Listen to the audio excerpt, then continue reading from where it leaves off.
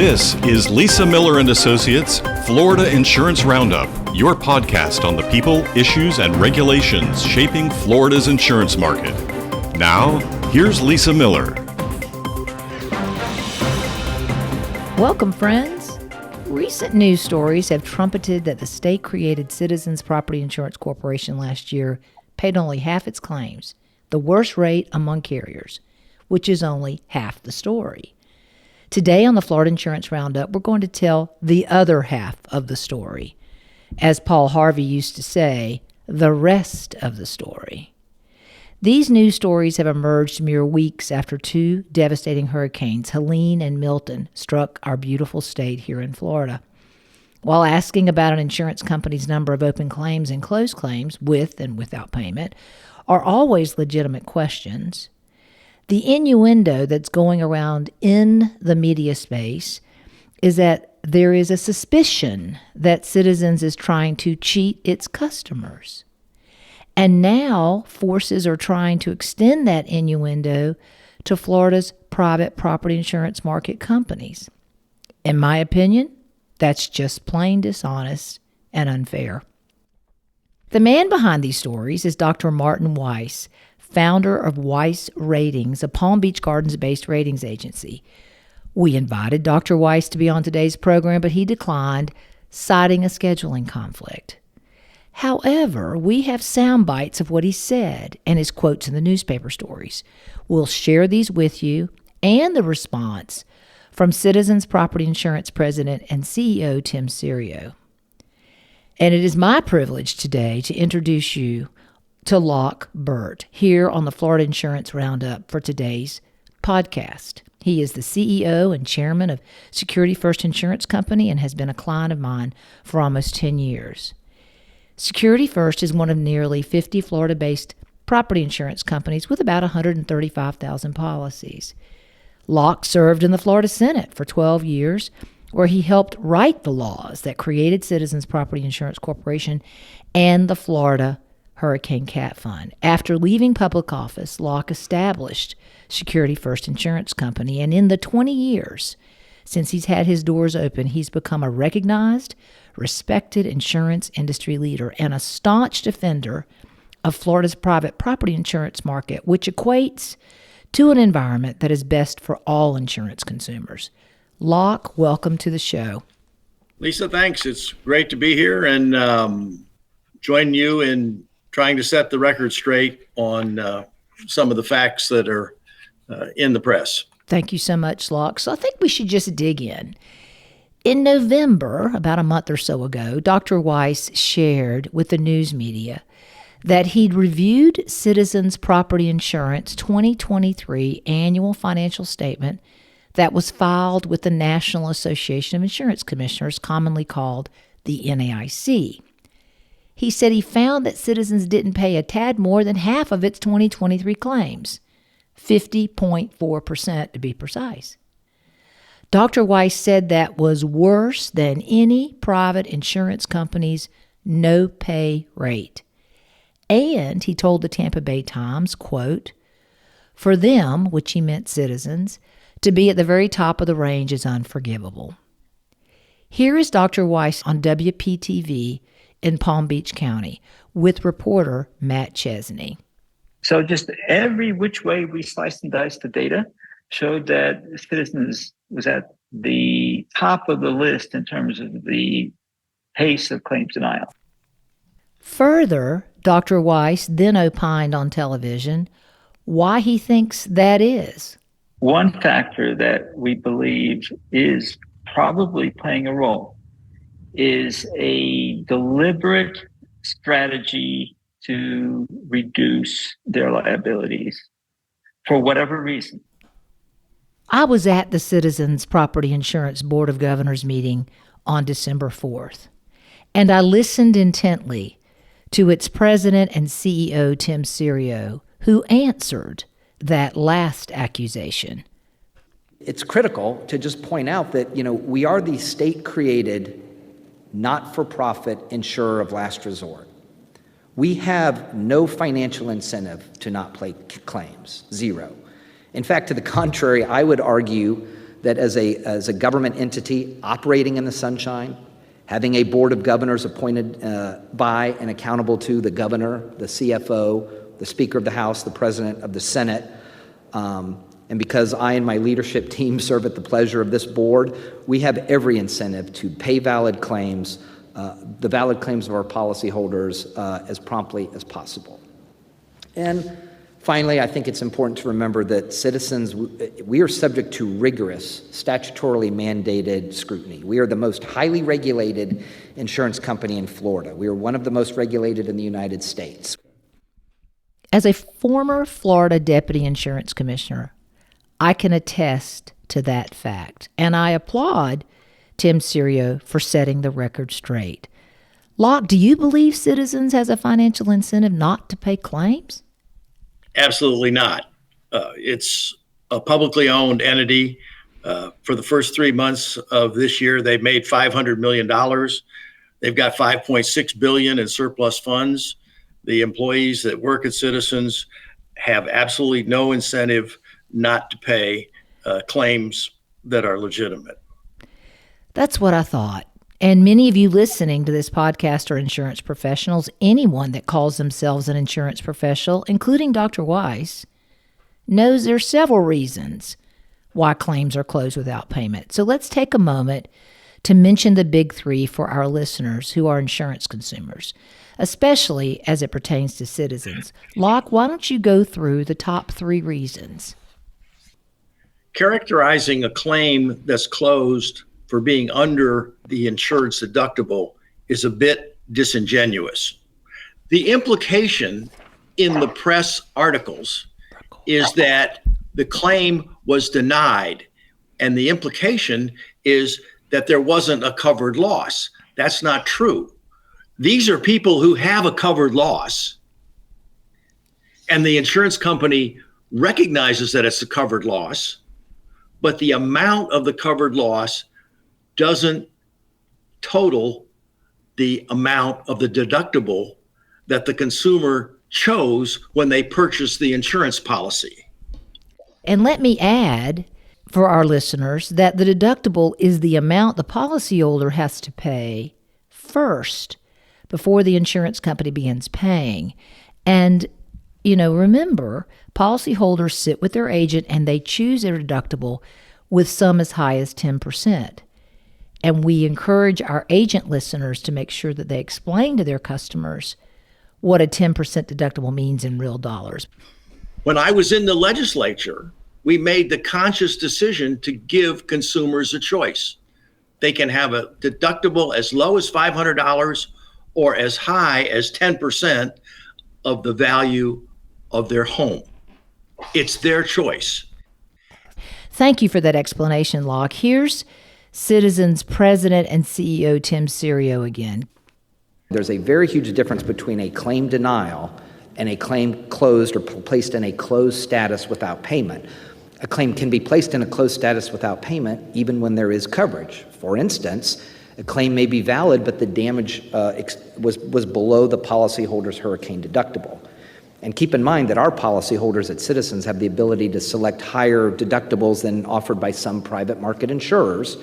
So you may see higher deductibles, and you may see more claims where the claim was valid, but there was not a payment as of yet because they had not yet met the deductible. Citizens policyholders can opt for a 2%, 5%, or 10% deductible.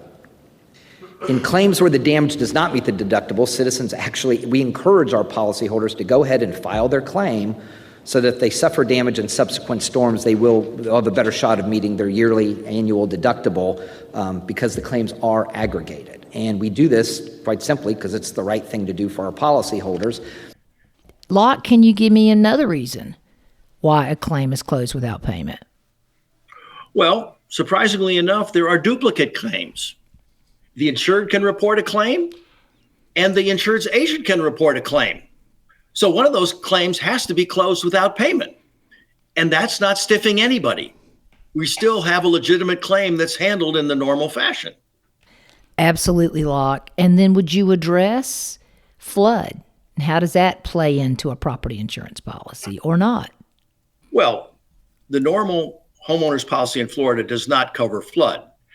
And consumers know that, but they need a denial from their homeowner's insurance carrier before they can get assistance from FEMA. So many consumers report a claim knowing that it's not covered and just seeking a quick denial so that they can go and get assistance from FEMA.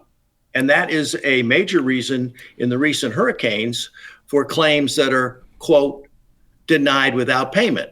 But again, the insurance carriers are not stiffing anyone because the insured knows that their policy doesn't cover flood. That's very helpful, Locke. Let's listen to Tim Serio again and his explanation.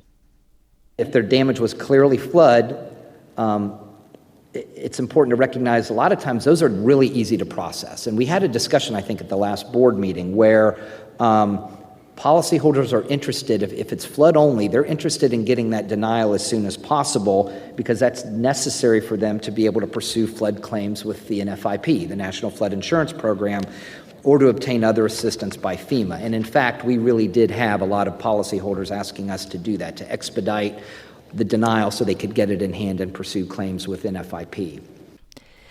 So, Locke, I know you have intensely looked at Dr. Weiss's report, which he said he based it on slicing and dicing, as he put it, the Citizens 2023 annual financial statement filed with the National Association of Insurance Commissioners.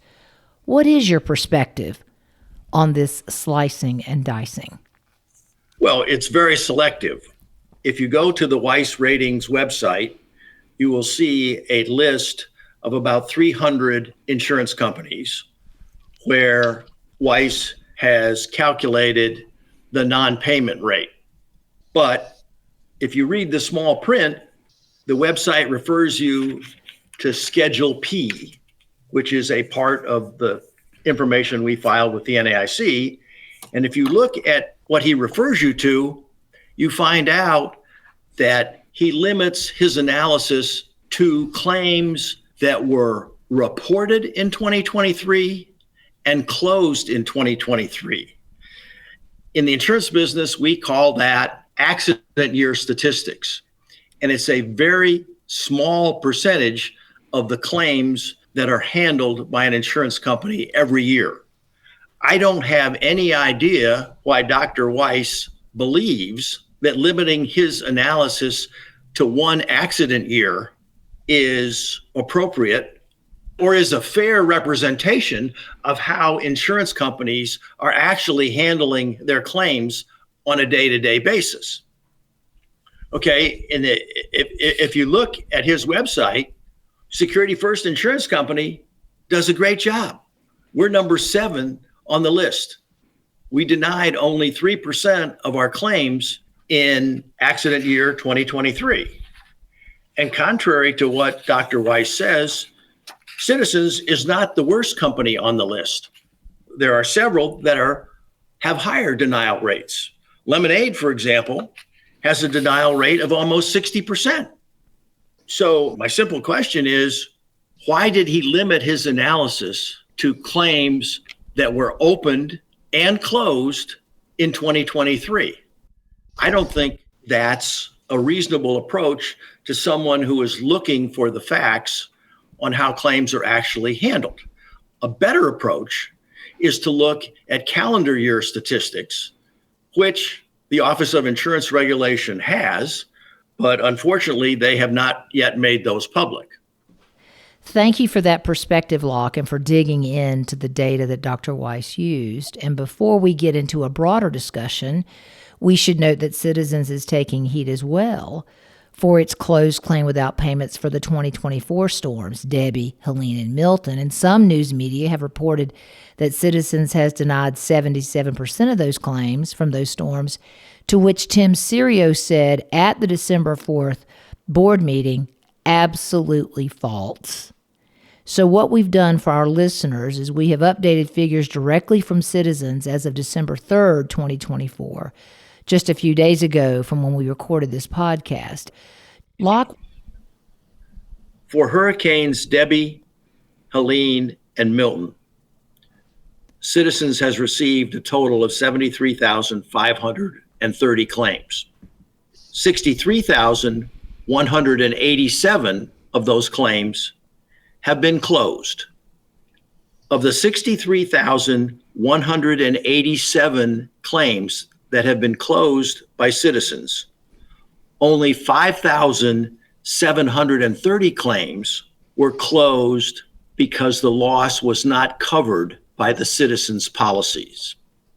That's only 9.1% of Citizens policies where the claim was closed because the Citizens policy didn't provide coverage. That's a far cry from the 77% reported in the press. Great perspective, Locke. So let's hear what Tim Serio has to say. Again, it's really important to point out that when a claim is closed, whether it's closed with a payment or without a payment, that's really a description of the current status as opposed to a final determination. Even when a claim has been paid and it's closed, if an insured discovers additional covered damage, it can be reopened, and it frequently is. And payments can be made as long as the statute of limitations has not expired. Similarly, if a claim was closed without a payment for any reason, the policyholder is able to submit a new information or supplemental information, and the claim will be reopened at any time, again, assuming the statute of limitations has not expired. Dr. Weiss, in referencing Citizens' 2023 annual financial statement numbers, said, quote, "This is why I think a thorough investigation is urgently needed," close quote. To the Tampa Bay Times, Tim Serio announced he's asked Joe Martin, Citizens' Chief of Internal Audit, to conduct an independent audit of its claim denials and closures for Debbie, Helene, and Milton in an overabundant effort at transparency, just as OIR is doing in its online detailed claims reporting of the storms. Locke, what's your reaction to this? Every single company in Florida is required to report closed claims every single year to the OIR and the reasons for those claims being closed. Okay, that's happened in 2022 and happened in 2023. Every single company in Florida is subject to a market conduct exam at any time that the OIR wants to conduct one. And the companies with the most claims have a mandatory market conduct exam by the OIR, which is going to look at all the claims and claim handling processes. So the oversight is there. It is much greater than it was 2 years ago because of the legislation to protect consumers enacted by the Senate and the House 2 years ago. The press and the public don't really have any comprehension of the scrutiny that the private industry faces every single day on its claim handling. Thank you for that perspective, Locke, and I agree with you. I don't think anybody knows the broad oversight and power of the Office of Insurance Regulation into what the operations are of our insurance companies doing business in Florida. You know, Dr. Weiss and Weiss Ratings have made accusations against the broader property insurance market in Florida. We have about 130 companies that write about 7.6 million policies statewide. So listen to what Dr. Weiss has said in an interview with WPTV in Palm Beach, reporter Matt Chesney.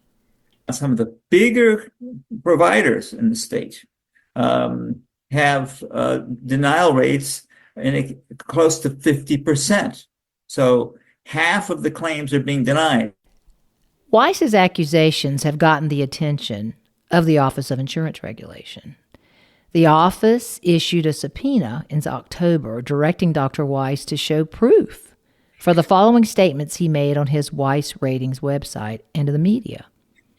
He's been quoted in the media saying, number one, homeowners insurance companies are, quote, on the brink of a collapse, close quote, and that homeowners are at a, quote, high risk, close quote, of not being paid their claims related to hurricanes Helene and Milton.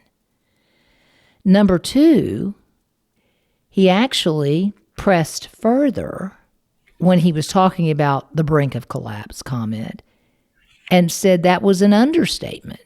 Quote, Florida is already in a state of collapse, close quote. He said that to a reporter with the Miami Herald.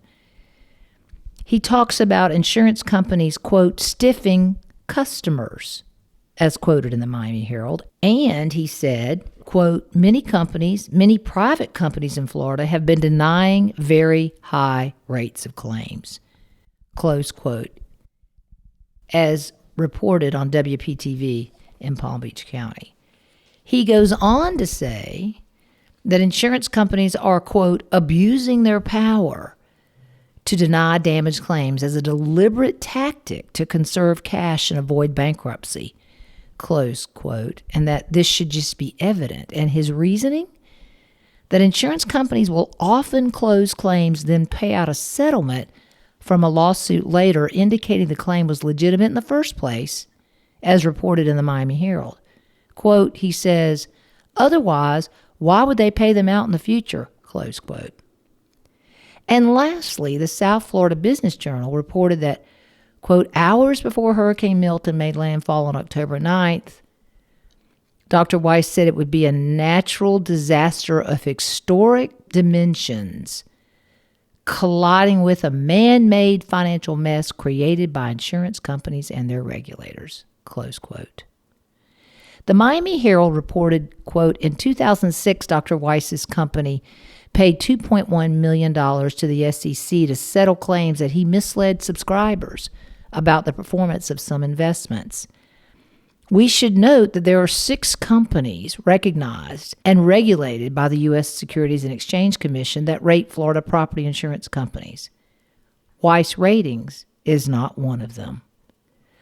Locke, what's your perspective? Well, my perspective is that the OIR sent Weiss a subpoena because Weiss is not looking at the same numbers that the OIR is looking at.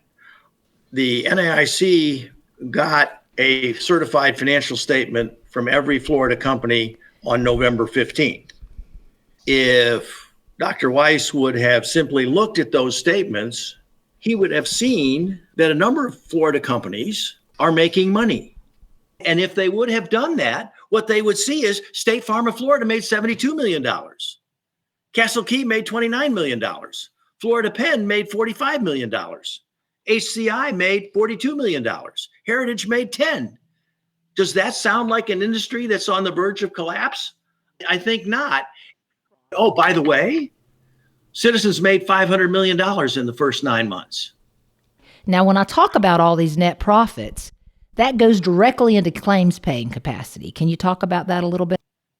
Hurricane Milton occurred a week after the third quarter statement was filed, and a lot of this money probably disappeared in their retentions for the hurricane.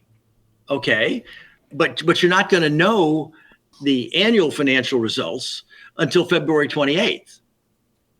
But in your opinion, Locke, with the advent of Hurricane Milton changing the numbers that were filed in the third quarter of this year, you believe that these companies are all financially stable and that this bit about brink of collapse is just untrue. The OIR believes it. Got it. And that's what and that's what they're telling people at the chamber event. If they didn't believe it, they would take action. Okay, and as far as consumers are concerned, if their company goes bankrupt, their claim is paid by FIGA. Locke, that is so true that it really doesn't matter what anybody thinks except the Office of Insurance Regulation.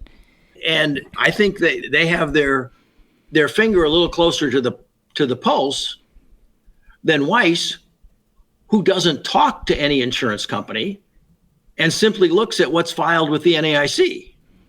But obviously he hasn't looked at what's been filed with the NAIC recently. He was concentrating on what was filed in 2023. And do you agree with the insurance commissioner saying he doesn't want anything else done in the 2025 session? Yes. Okay.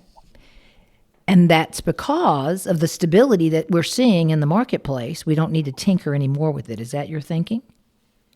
I think that they are going to have other subjects that are going to take up their time and energy. Okay. They're going to have to deal with condos. They're going to have to deal with auto business. Okay. My business is homeowners insurance. And right now it is in very good shape.